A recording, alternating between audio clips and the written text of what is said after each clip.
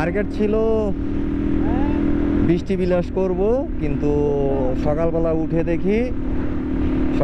উঠে দেখি রৌদ্র।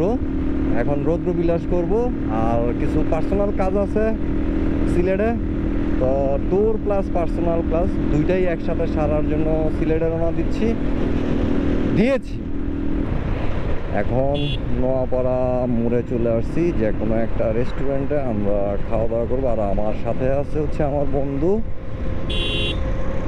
শরীফ, যাকে আমি টাকলু শরীফ বলে ডাকি আর কি।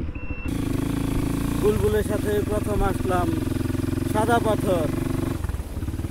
পাথরের এই দুর্গম পথটা আমার জানা ছিল না। বুলবুলের সাথে আইসা এটা উপভোগ করতেছি। মাশাআল্লাহ, খুবই সুন্দর একটা রাস্তা।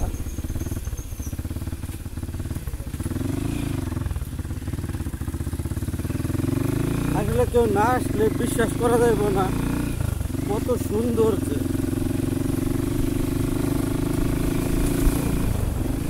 কোথায়ছে আইসা বৃষ্টি মাথা নিয়ে রওনা দিয়েছিলাম যে বৃষ্টি বিলাস করব, বিছানাকান্দি বা সাদা পাথর। তো সাদা পাথর অলরেডি চলে আসছি, কিন্তু বৃষ্টি তো নাই, উল্টা আরও রৌদ্র।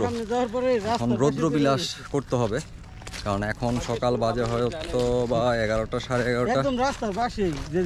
আর এই যে সাদা পাথর, আর এই মানুষটা হচ্ছে এই পাথরের মালিক মহাজন। হ্যাঁ, বাকিটা নাই কইলাম, গোপনে বইলা দিন।